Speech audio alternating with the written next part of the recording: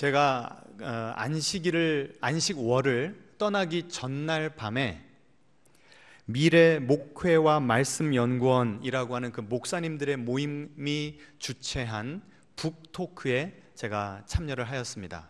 어떤 책에 대한 북토크였냐면, 좀 보여주시겠습니까? 영성 없는 진보라고 하는 책인데요.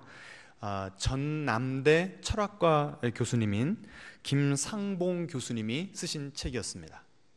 제가 페이스북을 통해서 알고 있는 여러 목사님들이 이 책을 먼저 읽으시고 참 너무 도전과 신선한 충격을 받았다고 극찬을 해서 이 책에 대해서 관심이 있었는데, 하필이면 공교롭게 안식월을 떠나야 되는 그 전날 밤에 북토크가 있으니 이게 우연이 아니겠다 싶어서 이 저자를 어떤 분인가를 좀 만나보고 싶어서 줌을 통해서 접속해서 들어갔습니다. 오늘 제가 나눌 내용, 그리고 이 김상봉 이 교수님은요, 소위 말하는 이 좌파 진보 지식인이십니다. 그래서 오늘 여러분의 그 정치적인 성향이 어떤가에 따라서 어떤 분들은 들으시면서 이런 내용을 언급한다는 것 자체로 은혜를 받으시는 분들이 계실 거고, 아니면 어떤 분들은 너무 불편하고 부담스럽고 좀 이렇게 거부감이 드는, 아예 이렇게 극명하게 좀 나뉠 수 있겠다 싶어서 상당히 조심스럽습니다. 그런데 굳이 제가 이 교수님의 이 책을 언급하는 이유는 이제 잘 들어보시면 아실 거지만, 이분이 이 책을 쓰신 것이 영성 없는 진보, 지금 이 진보 진영에서 뭐가 없다는 거예요? 영성이 없음을 한탄하며 자신이 진보 진영에 있지만 진보 진영을 비판하면서 쓴 글입니다. 그러니까 자아 비판을 한 거예요. 그러니까 여러분, 혹시 이 보수 진영에 계신 분들이라면 그래도 저 사람이 속해 있는 진영에 대해서 이렇게 크리티컬할 수 있구나 라고 하는 걸 좀 받아들이면서 마음을 좀 여셨으면 좋겠고요. 그리고 아까 제가 말씀드린 미래 목회와 말씀 연구원이라고 하는 이 모임도 이사장 중에 한 분이 누구시냐면 소망교회 원로 목사님이신 김지철 목사님입니다. 이 김지철 목사님도 영성 없는 진보라고 하는 이 책에 대해서 코멘트를 하시면서 저는 보수적인 신앙인입니다, 처음부터 그렇게 말씀을 하세요. 그런데도 이 책을 보고 참 배울 게 많고 도전을 받았노라고 이 책이 베스트셀러가 되어서 더 많은 사람들이 읽었으면 좋겠습니다 라고 말씀을 하시더라고요. 그러니까 진보건 보수건 오늘 마음을 좀 여시고 제가 이분의 그 강연 또 책에 대해서 좀 나눌 때 열린 마음으로 좀 들어주셨으면 감사하겠습니다. 여러분 얼굴이 상당히 좀 심각합니다. 자, 이분이 그 내용, 그 강의 시작을 어떻게 하시냐면, 이 한국의 근현대사를 이해하기 위해서는 이 민중의 항쟁사를 공부해야 된다는 겁니다. 그 함석헌 선생님은 뜻으로 본 역사, 한국 역사에서 우리 이 한민족의 역사를 순환의 역사라고 풀이를 하셨습니다. 그런데 이 김상봉 교수님은 그런 피동적인 피해만 받았던 순환의 역사가 아니라 그런 그 압박에 대해서, 압제에 대해서 적극적으로 저항했던 민중들의 저항의 역사다, 이렇게 이 근현대사를 새롭게 풀이를 하시더라고요. 그러면서 이 민중 항쟁사의, 그러니까 그 민중들이 이 역사의 변화를, 사회적인 변혁을 이끌어내는 이 혁명적인 에너지가 어디서 왔는가? 영성에서 왔다는 거예요. 그럼 이게 상당히 이 생소하면서도 충격적인 말입니다. 3.1운동, 동학운동, 3.1운동, 70년대 노동운동, 5.18 민주화운동, 이 모든 것의 배경에는 다 종교적인 믿음, 신념, 영성이 있었다는 거예요.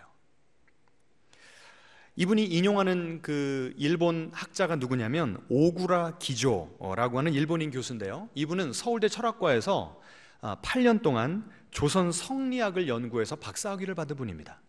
이분이 조선 사상사라고 하는 책을 쓰셨는데, 조선인들에게는 조선적 영성이 있다, 이런 말을 했다는 거예요. 주변 국가인 중국이나 일본에는 없는 조선에만 있는 영성이 있다는 거죠. 그 영성은 보통 영성이 아니라 사회를 변혁시키는 변혁적 영성이라는 겁니다. 그래서 이황은 천인합일, 천인 뭡니까? 하늘과 사람이 합일, 하나라는 거죠. 이런 사상을 만들어냈고, 또 동학운동의 시조인 최재우는 오심 즉 여심, 무슨 뜻입니까? 내 마음이 곧 너의 마음이다 라고 하는 그런 사상의 기초에서 동학운동을 시작을 했다는 겁니다. 그리고 3.1운동, 그 33인 대표들은 다 어떤 대표들이었죠? 각 종교를 대표하는 그런 분들이었습니다. 게다가 70년대, 80년대 그 운동 비하인드에는 기독교가 배경으로 있었던 것이죠. 그래서요, 이 교수님이 이 영성이 이 민중들로 하여금 그런 수탈과 압제를 이겨낼 수 있는 그 폭발적인 에너지를 내서 이 한국 역사를 여기까지 끌어왔노라 라고 이야기를 하면서, 그럼 도대체 이때 말하는 영성이라는 것은 무엇이냐, 이렇게 정의를 합니다. 나와 전체가 하나라는 믿음. 영성이 뭐라고요? 나와 전체가 하나라는 거예요. 여러분, 우리가 이성적으로 생각을 해보면요, 나는 나고 너는 너입니다. 그렇죠? 너의 아픔은 나의 아픔이 될 수 없어요. 아니, 여러분 대신 아파줄 수 있어요? 여러분 자식이나 배우자가 아프다고? 그 아픔이 마음으로는 느껴질 수 있어도 그 고통이 내 몸에 전달되지는 않습니다. 그런데 이 김상봉 교수님이 말하는 영성이라는 것은 이성을 초월하는 그런 개념이라는 겁니다. 그래서 타인의 고통은 타인의 고통으로 끝나지 않고 타인의 고통이 곧 나의 고통이 되는 거예요. 타인은 내가 아끼고 돌보고 책임져야 되는 대상이다. 이게 바로 영성의 핵심이라는 겁니다. 사랑이란 무엇인가? 타인의 고통에 응답하는 것이 바로 사랑이라는 거예요. 그 고통에 대해서 무엇인가 하기 위해서, 그러니까 상대방이 고통받고 있으니까 그 고통을 좀 경감시키기 위해서 내가 무엇인가 하기 위해서 나 자신을 희생하는 것, 이것이 바로 참된 영성이다. 이게 바로 조선과 이 한민족의 역사를 관통하는 영성이다, 이렇게 말을 한 겁니다. 그럼 좀 신선합니까? 정치를 영성이랑 연결시켰다는 것 자체가 너무 놀라운 통찰력이거든요.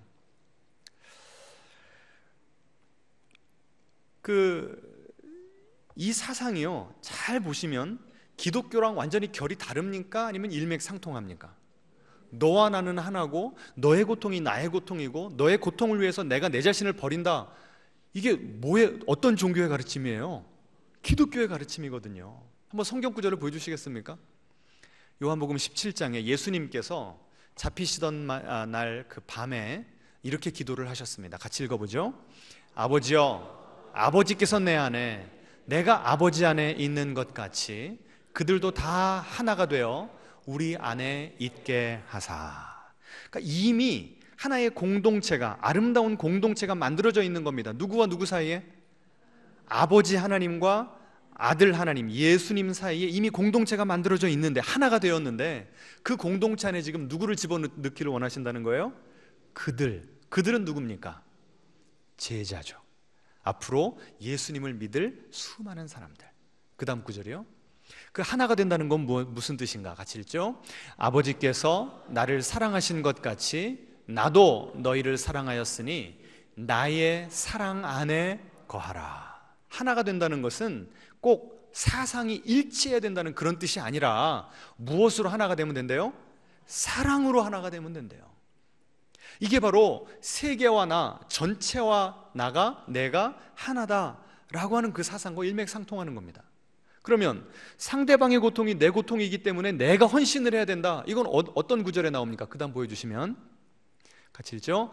내 계명은 곧 내가 너희를 사랑한 것 같이 너희도 서로 사랑하라 하는 이것이니라.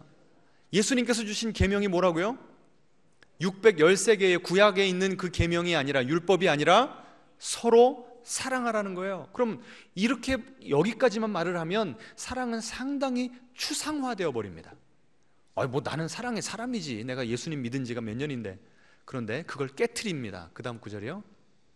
사람이 친구를 위하여 자기 목숨을 버리면 이보다 더 큰 사랑이 없나니.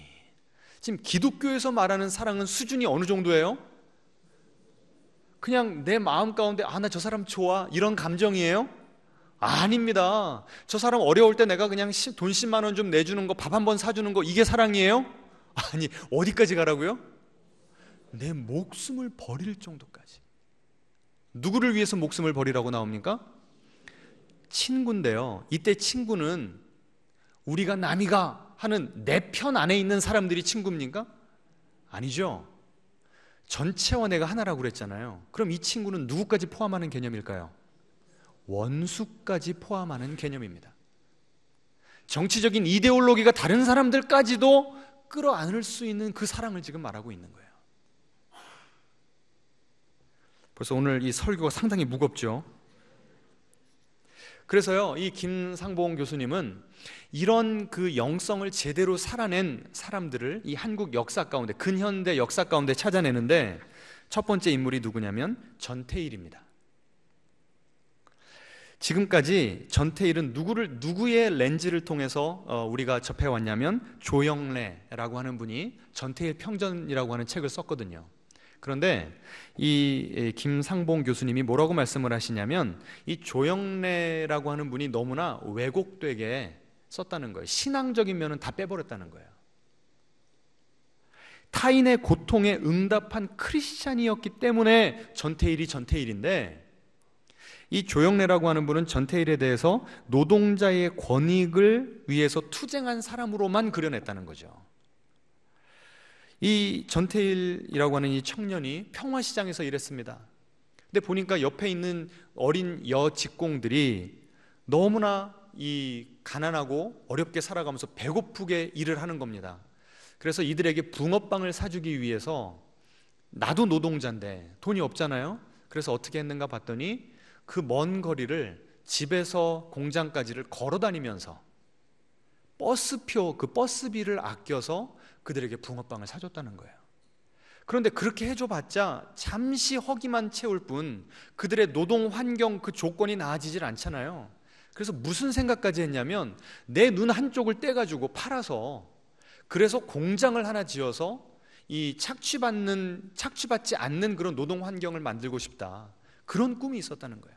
결국 이루지는 못했지만 말입니다. 그래서 이 김상봉 교수님이 이 전태일에 대해서 연구를 하면서 도대체 이 사람이 이런 사랑을 실천할 수 있는 그 신념이 도대체 어디서 왔는가 궁금했다는 거예요. 그런데 충격적인 사실은 이 전태일 청년이 초등학교도 졸업하지 못한 사람이었다는 겁니다. 누군가에게서 고상한 사상을 배울 기회가 전혀 없었다는 거예요. 그럼 어디서 이런 사상이 나왔는가? 어머니가 독실한 크리스찬이었는데 어머니로부터 받은 그 신앙에서 나왔다는 거예요. 그래서 김상봉 교수님은 전태일에 대해서 이렇게까지 그 글에다 써놨습니다. 독실한, 어쩌면 과도하게 독실한 신앙인이었다. 여러분, 우리 자신에 대해서 이렇게 말할 수 있겠습니까?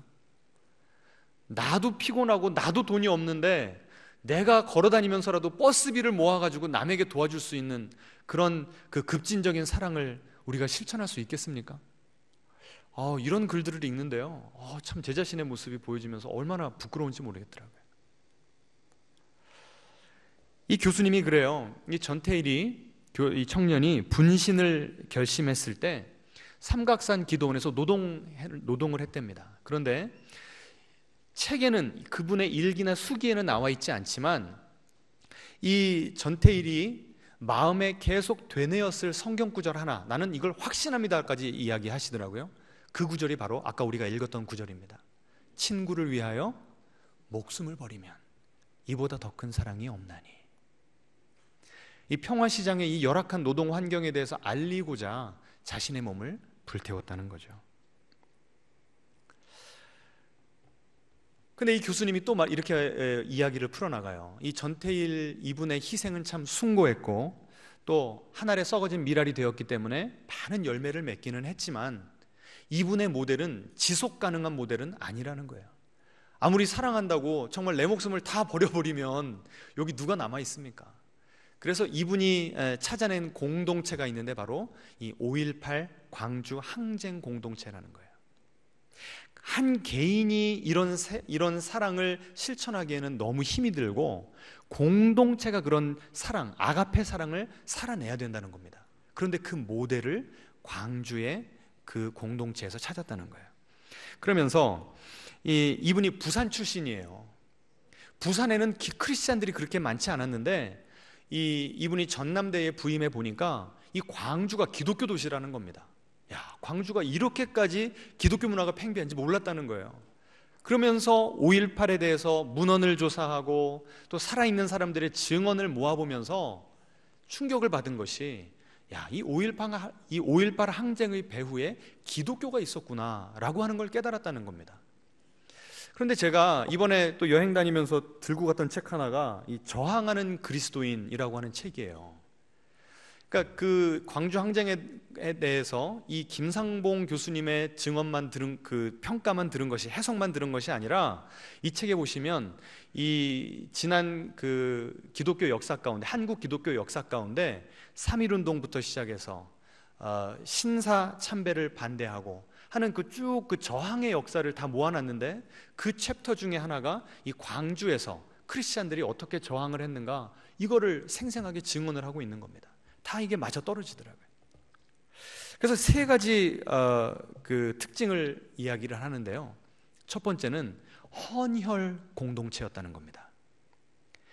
그 1980년도 5월에 전국에 비상계엄이 선포가 됐는데 다른 그 대학교에서는 다 대학생들이 도망갔다는 거예요. 그런데 그 전라도 광주에서는 도망갔던 대학생들이 다시 돌아왔다는 겁니다. 그리고 이미 이 폭력의 희생양이 되어서 죽어가는 사람들을 위해서 자신의 피를 내놓기 시작했다는 거죠.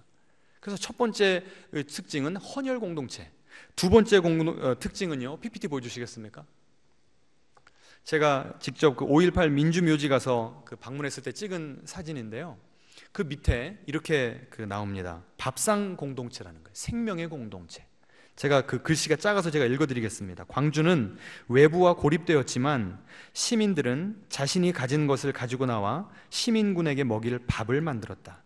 주먹밥을 만들고 죽을 끓이고 음료수를 내와 함께 나누어 먹었다.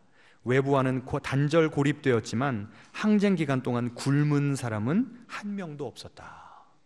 지금 여기 막 그 통 꺼내놓고 밥하는 그런 모습 보이시죠? 보세요. 피를 내어주고 떡을 나눴대요. 마치 뭐가 생각이 납니까? 예수님의 성만찬이 생각나지 않습니까? 거룩한 공동체였다는 거예요. 게다가 만약에 이것이 떡을 나누고 피를 나누는데 우리만을 위한, 적들이 아니라 우리만을 위한 공동체였다면 이 5.18의 이 항쟁은 그렇게 큰 그 의의가 없을 수도 있었다는 거예요. 그런데 이 공동체가 훌륭했던 점은 무엇인가 하면 적을 대하는 태도가 달랐다는 거죠. 이 계엄군에 대해서 그들의 인권과 존엄성을 존중했다는 겁니다. 이 포로로 계엄군이 잡혀 들어왔는데 바로 전까지만 해도 자기네들을 죽이겠다고 총을 들고 다가오던 사람들을 포로로 잡았는데도 이 시민군은 절대로 폭력을 가한 적이 없다고 합니다. 이런 것들이 어떻게 가능했는가? 크리스찬의 이 신앙, 이 아가페 신앙이 기본됐기 때문에 가능했다, 이렇게 해석을 하는 거예요. 마치 이것은 그 안중근 의사가, 이거 유명한 사건인데요, 만주에서 의병 활동을 할 때 일본군을 포로로 잡았다고 합니다. 자기들도 쫓기는 상황인데 이 일본군을 포로로 잡았으니 끌고 가야 되고 그 사람을 감시해야 되고 밥 줘야 되고 얼마나 귀찮고, 지금 막 일본군이 점점 쫓아오는데 숨이 막힙니까? 그래서 이 안중근의 그 부하들이 빨리 죽여버리자고, 그래야 우리가 살 수 있다고 그렇게 이야기를 했대요. 그렇지만 이 안중근은 끝까지 이 포로를 인도적으로 대접했다고 합니다. 점점점 일본군이 가까우니까 오히려 이 포로로 잡았던 일본군을 풀어줬대요. 그러니까 이 일본군이 한술 더 떠서 뭐라고 이야기를 하냐면, 제가 빈손으로 가면 큰일 납니다. 처음에 제가 가지고 왔던 총을 좀 돌려주십시오, 이렇게 이야기를 하더래요. 여러분 같으면 어떻게 반응하시겠어요? 저 같으면 그냥 그 총뿌리로 그냥. 그런데 총알을 빼고 그 총을 다시 돌려줬대요. 돌아가라고. 그러니까 부하들이 얼마나 불평불만이 많았겠습니까? 그때 안중근이 이렇게 말을 했답니다. 우리도 저들과 같이 야만적으로 행동할 수 없다. 저들이 야만적이라고 해서 악에 대해서 악으로 싸우면 안 된다는 거죠. 어진 것으로 악한 것을 대적해야 된다. 이게 바로 이 크리스찬의 영성이라는 겁니다. 이런 영성을 통해서 우리가 이 근현대사의 굴곡을 다 넘어왔노라, 이렇게 기록을 하고 있는 거예요. 여러분 어때요? 우리가 이웃을 사랑해야 됩니다, 원수를 사랑해야 됩니다 라는 이야기를 하면 나와는 동떨어진 이야기 같고 너무나 추상적으로 들리는데, 이렇게 역사와 구체적인 상황을 놓고 설명을 드리니까 어떻습니까? 더 피부로 다가오고 더 도전이 되지 않습니까? 어떤 분들은 그래요. 아유, 누가 이렇게 살아갈 수가 있어요. 아까 우리가 성경 본문 읽었죠? 처음 요한복음 3장 16절 읽을 때는 너무나 좋습니다. 하나님이 우리를 사랑하신대요. 예수 그리스도를 보내셨대요. 그분만 믿으면 죽음에서 생명으로 옮겨간답니다. 하나님의 사랑스러운 자녀가 된대요. 얼마나 좋습니까? 그런데 외우기도 쉬워요. 요한복음 3장 16절, 또 뭘 읽었어요? 요한 1서 3장 16절. 다시 한번 보여주세요. 요한 1서 3장 16절에는 그 다음이요, 같이 읽죠. 그가 우리를 위하여 목숨을 버리셨으니 우리가 이로써 사랑을 알고 우리도 형제들을 위하여 목숨을 버리는 것이 마땅하니라. 이 말씀을 읽을 때는요, 고구마 꿀떡 삼켜가지고 체한 것 같아요. 너무나 부담스럽습니다. 그런데 이런 사랑이 없으면 우리들은 크리스찬이 아니래요. 이런 사랑을 실천하지 않으면 봉신교회는 교회가 아니래요. 지금 이것을 그 김상봉 교수님이 그 당신의 그 진보주의적인 시각을 가지고 한국사를 해석하면서 우리 크리스찬들에게 도전을 주는 겁니다. 만약에 우리가 이런 사랑을 실천하지 않으면 어떤 일이 벌어지는가? 크게 두 가지로 그분이 말씀을 하시는데요. 첫 번째는 거짓 믿음, 거짓 영성이 우리들의 마음을 훔쳐간답니다. 이건 제 표현이에요. 말뜻은 아시겠죠? 표현은 제 표현입니다. 그분이 이렇게 말씀하세요. 전남대 바로 앞에 우리나라에서 제일 큰 신천지 교회가 있답니다. 전남대의 학부생이 2만 명인데 비공식 통계로 신천지에 가는 대학생들이, 그 학부생들이 3천 명이래요. 충격 아니에요? 게다가 자기가 알고 있는 이 5.18의 정신을 계승하는 진보 지식인들 가운데 기존 교회에서는 사랑을 느낄 수가 없었는데 누가 그들을 흡수했는가 하면 신천지. 그래서 그들의 조직을 그대로 갖고 다 들어갔다는 겁니다. 그래서 우리나라에서 가장 큰 조직이 됐다는 거예요. 신천지 교회가 됐다는 거예요. 여러분, 이거 누구 책임이에요? 누구 책임이에요? 우리 책임입니다. 그분이 책에서 그렇게 말씀을 하세요. 지금 이 민주주의가 이렇게 어두운 시대에 새로운 믿음, 새로운 영성이 필요합니다. 이렇게 쓰셨어요. 그런데 정작 북토크를 하고 교회에 가서 강연을 하실 때면 이렇게 말씀을 하세요. 여러분이 예수님의 사랑만, 그 오래된 가르침, 그 사랑만 잘 실천하시면 됩니다. 세상에서 상처받은 영혼들, 교회 와서 치유만 받을 수 있다면 교회를 통해서 세상은 변화될 것입니다. 이렇게 말씀을 하시더라고요. 여러분, 그분의 정치적인 성향과 상관없이 저는 그분의 목소리를 통해서 하나님의 책망하시는 예언자적인 음성을 들었습니다. 저만 그래요? 여러분도 그렇습니까? 왜 동의를 안 하세요?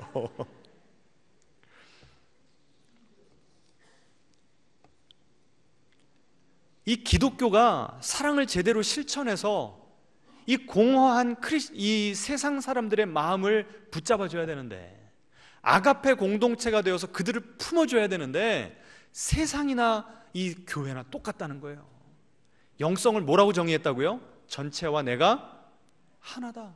그런데 우리 크리스찬들도 기도할 때 무슨 기도합니까? 하나님, 다른 사람들 집값은 다 내려가도 우리 집 집값은 올라가게 해주십시오. 다른 애들 성적은 떨어져도 내 자식 성적은,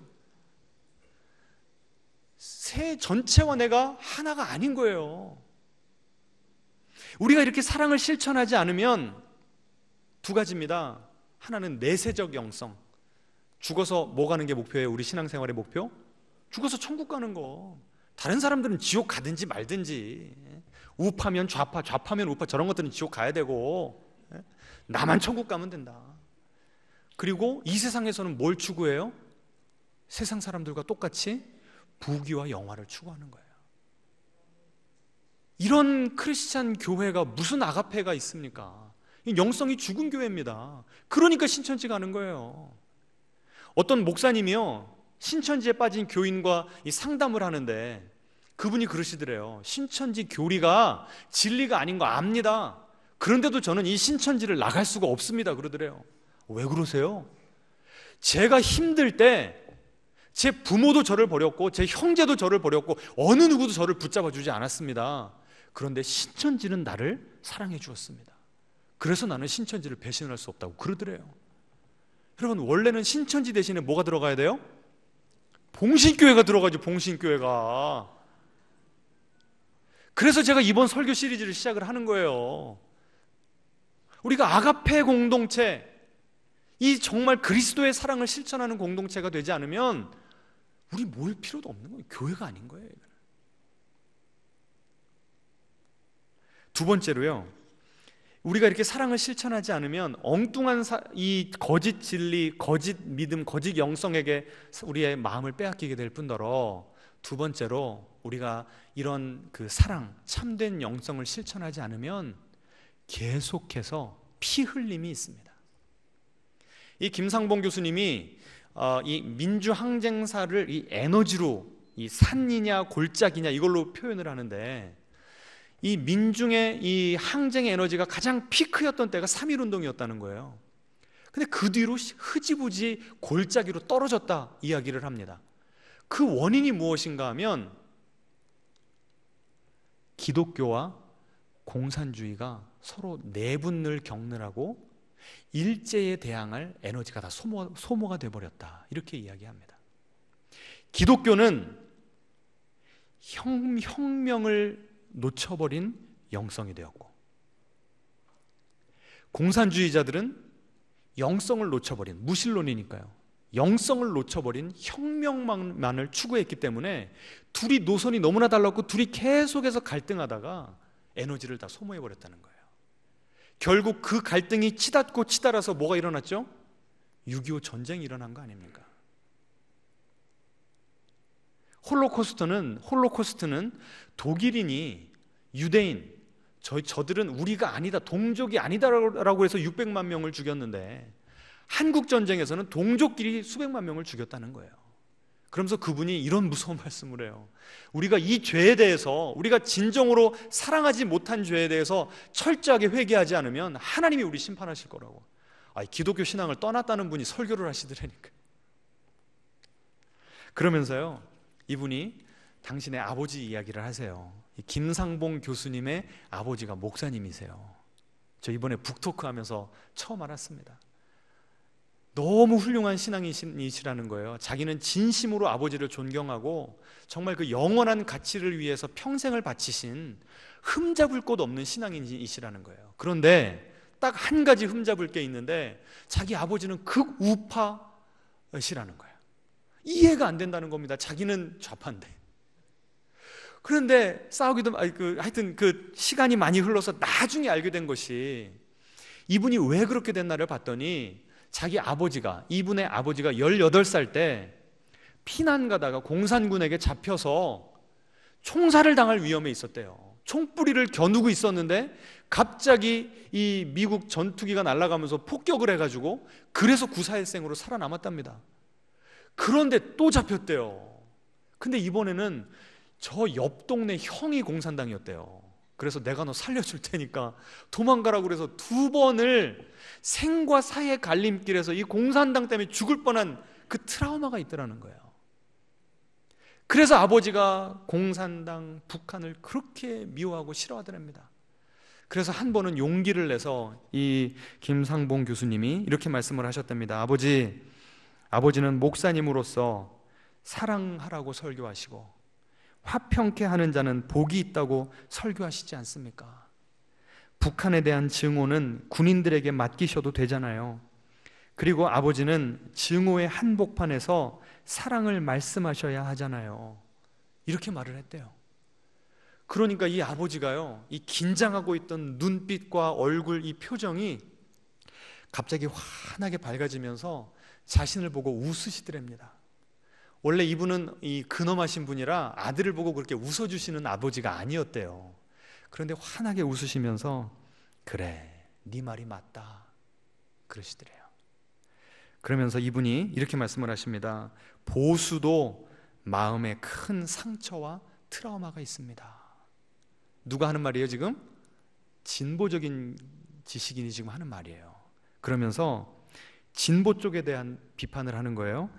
이 보수의 그런 마음에 있는 상처와 트라우마를 이해하지 않으려 했던 것에 대해서 우리 진보적인 이 한국인들, 크리스찬들도 회개해야 됩니다.